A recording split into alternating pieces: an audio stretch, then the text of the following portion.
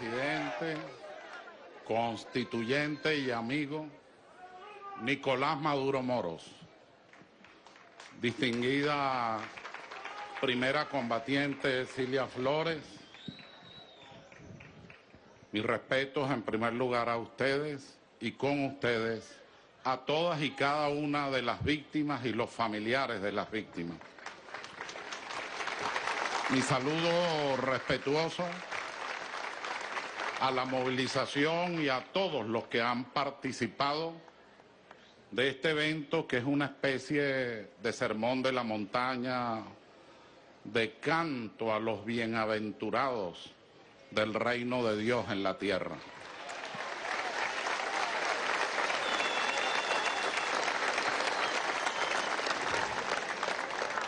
Voy a hacer 3 reflexiones sintetizadas. La primera de ellas es que el padre libertador Simón Bolívar, en el manifiesto de Cartagena de Indias 1812, colocó una frase muy vigente, entre otras tantas vigentes: a cada perdón, a cada delito un perdón, y después del perdón un nuevo delito, de donde nació la impunidad y, por supuesto, agregamos, la destrucción de la Primera República. Esa frase hoy tiene una importancia fundamental en la República Bolivariana de Venezuela. La segunda consideración es constitucional, no lo puedo evitar.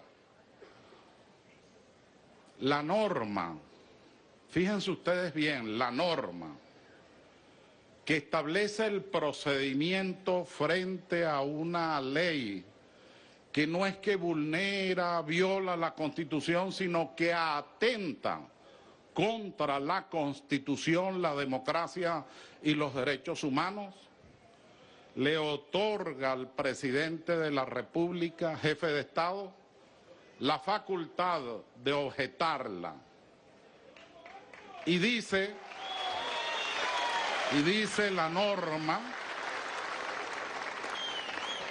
que podrá en Consejo de Ministros dirigir sus observaciones a la Asamblea Nacional para que se remueva la sanción parlamentaria en todo o parte de ese instrumento jurídico. Al decir podrá, también dice que el presidente de la República se puede dirigir a la honorable Sala Constitucional para que señale si ese instrumento jurídico es o no es conforme a la Constitución. Nuestro presidente, al utilizar el podrá, no planteó reconsideración alguna, sino que fue directo y va directo a la Sala Constitucional para que anule este instrumento jurídico. Lo que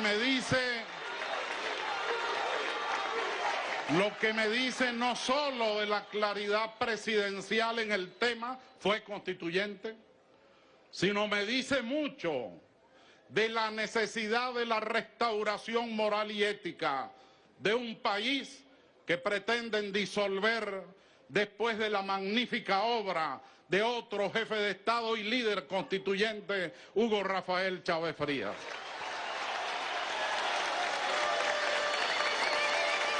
El 17 de diciembre, por invitación de Jorge Rodríguez y acompañado de nuestro hoy flamante vicepresidente y de mi amigo el defensor del pueblo Tarek William,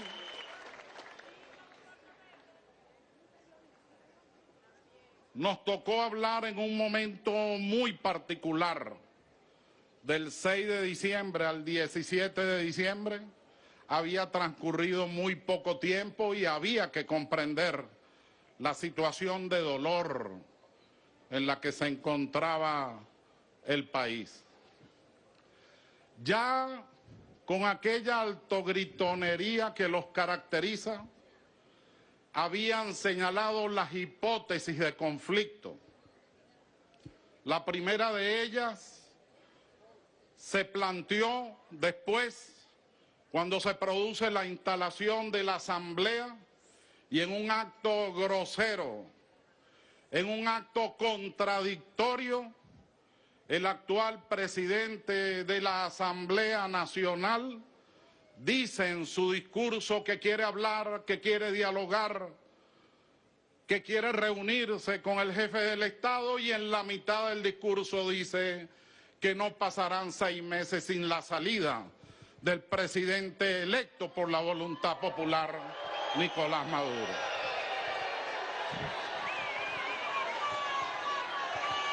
Este mismo presidente enumeró cada uno de las acciones que iban a realizar, esta de las últimas. La primera, el referéndum revocatorio.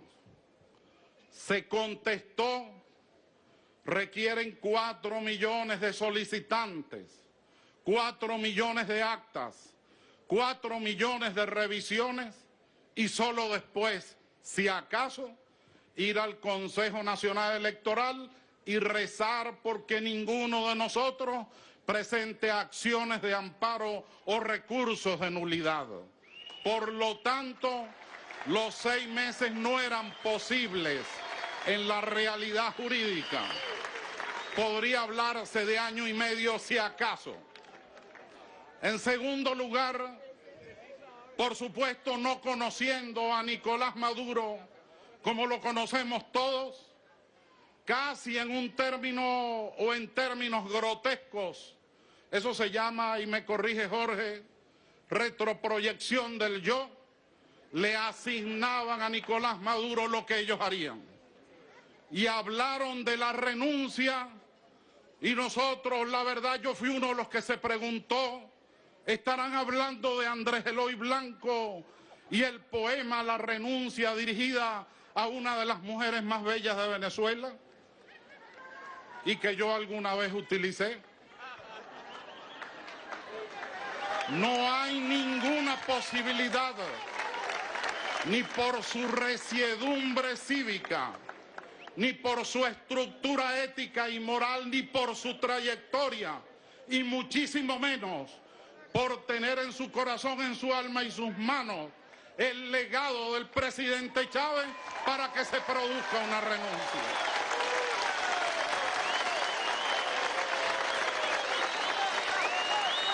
Luego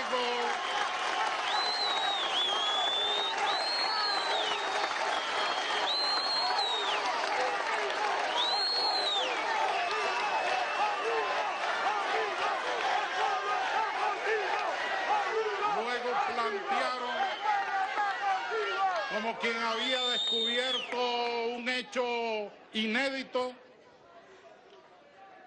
la enmienda, el procedimiento de enmienda, que ellos iban a reducir el periodo constitucional del presidente Maduro y que eso lo harían a través de una enmienda.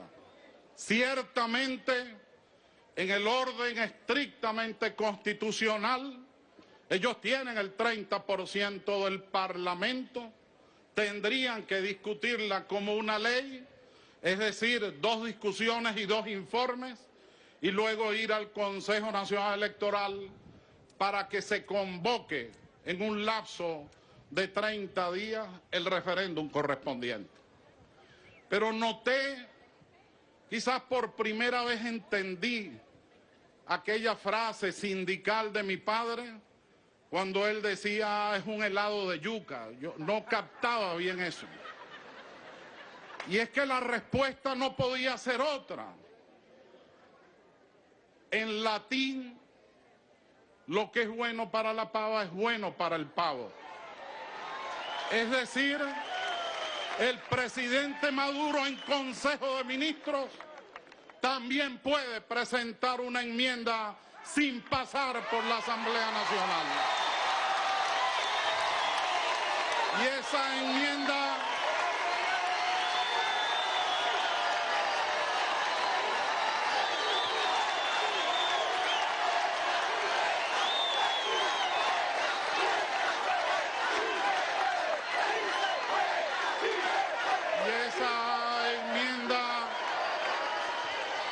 la verdad es que solo requiere un artículo, no requiere más.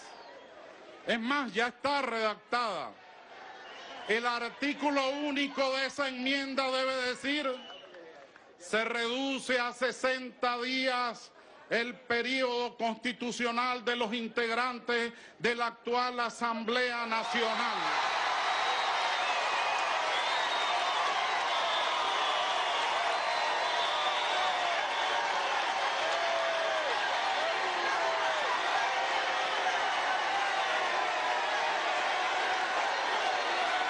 Y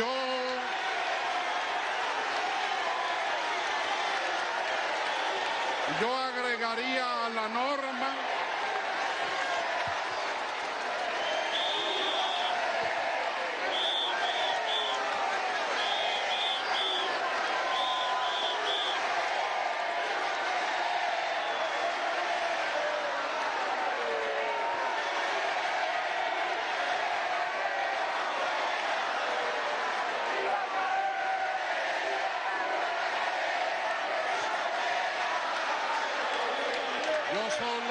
queridos amigos, para redondear la norma, solo agregaría al final, coma, pues, coma, se trata de una asamblea en transición.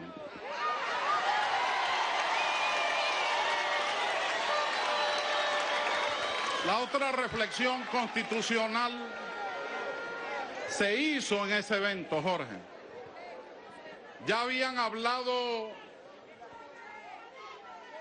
de esta cosa tan grave que de verdad es insólito pensar que lo hubiesen aprobado, que es esta ley.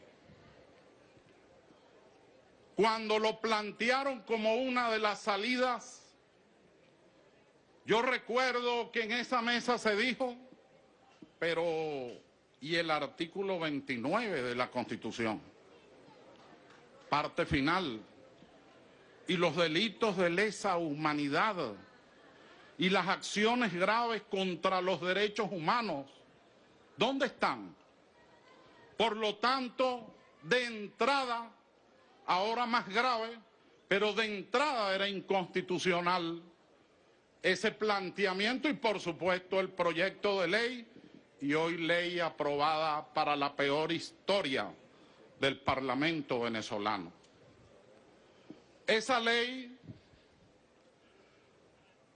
si de verdad se actuara con corrección, ha debido llamarse Ley de Conciliación, de reparo a las víctimas y, por último, el tema de la amnistía.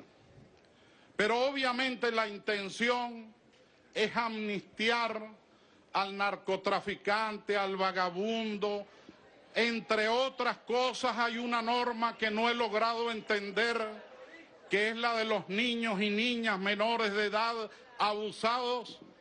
Aparte de eso, se trata de solicitar el perdón, amnistiar ante hechos muy graves como el saboteo a las redes eléctricas y, por supuesto, todo lo que significó la guarimba, entre tantísimas cosas. Yo les recomiendo a ellos que de verdad, porque me da tristeza ese tipo de combate ante alguien tan débil, de verdad deben buscar mejores juristas, porque ahora ese primer proyecto y el proyecto aprobado en cualquier instancia internacional constituye una prueba erga omnes, una prueba plena que utilizaremos si es necesario. Porque nadie pide perdón por lo que no ha hecho. Nadie pide condonación y muchísimo menos amnistía por la comisión de hechos punibles no realizados. Ahí hay una aceptación clara, inequívoca, de los hechos punibles y criminales.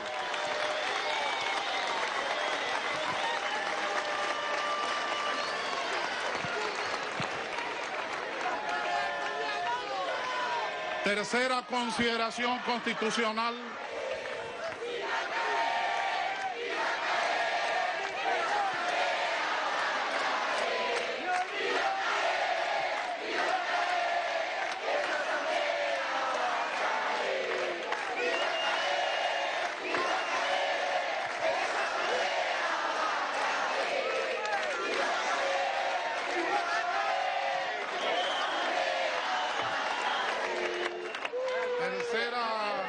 Consideración constitucional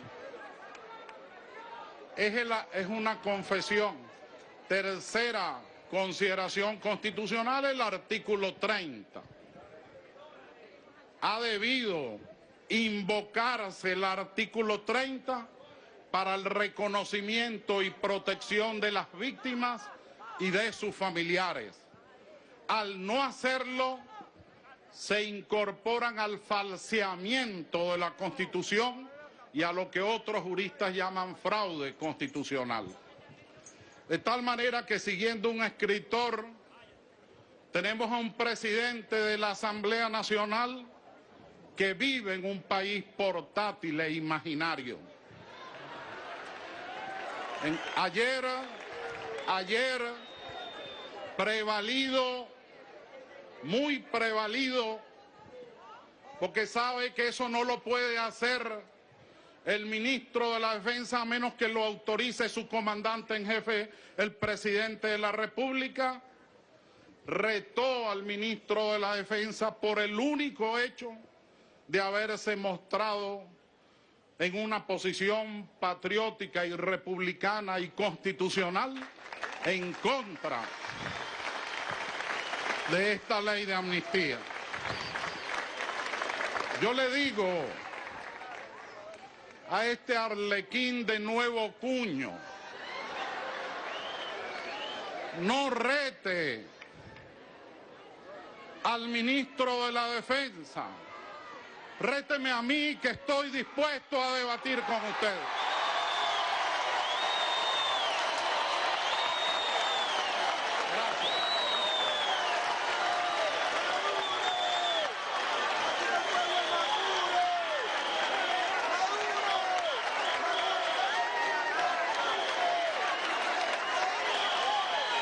Se repite un hecho, con esto termino, se repite un hecho que debo agradecer a Dios. Cuando se inició el proceso constituyente y el presidente Chávez y el proceso eran satanizados, yo obtuve la autorización de Chávez para un debate en la entonces Radio Caracas Televisión a las 9 de la noche con el señor Carlos Andrés Pérez. Yo tenía 17 años menos de experiencia. Ahora lo sumo y acabo de ser autorizado para el debate por el jefe del Estado.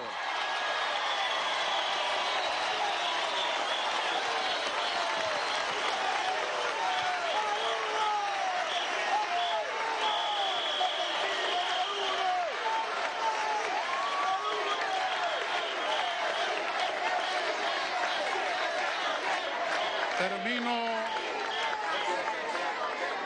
recordando que la derecha nuestra no es cualquier derecha.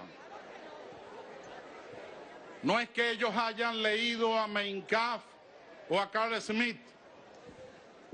No lo creo. pero sí tienen una conducta fascista. Y por eso desprecian y por eso discriminan. Ellos tienen una actitud verdaderamente extraña en relación al presidente.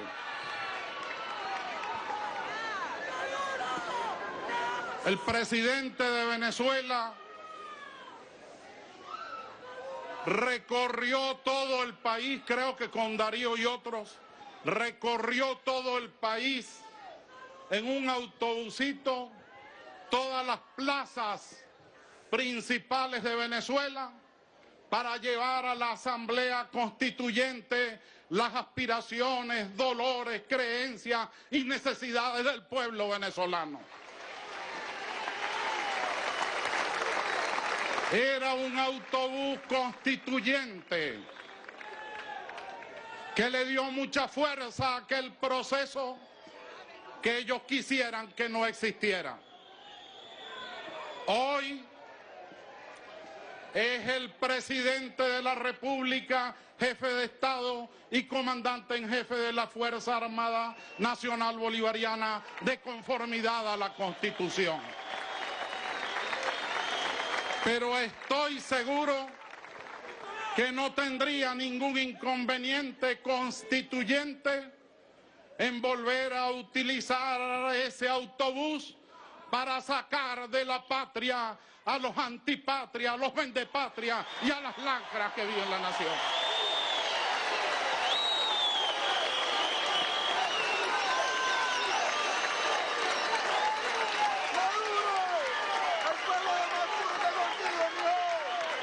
Me despido, queridos amigos, con un poema. Yo no sé si estéticamente el poema es bello. La verdad no lo sé. Eran los revolucionarios españoles contra Franco. Y la verdad es que yo siempre creí que ellos invocaban a Machado. Pero el presidente Chávez, año 88, finales, me obsequió el poema. Y el poema dice así. Aclaro, no estoy diciendo que sea bello. Lo que estoy diciendo es que tiene un gran mensaje. Dice así, y va dirigido a ellos. Amo. Te crees amo. Has querido llevarte la casa, la pistola y hasta la mujer. Hecho grave, agrego yo. Y hasta la mujer. Pero yo que soy joven, quien lo escribe, yo que soy joven y represento la voz más antigua de la tierra, le pedí a Dios que te quitara la palabra y ahora te veo allí, un pobre ser, un bueno para nada. Allí estás mirándome, cómo acaricio la espiga en el campo verde y risueño de la vida y cómo me abrazo con los jóvenes, con las mujeres y con mi pueblo en un canto ecuménico de libertad y de dignidad. Gracias.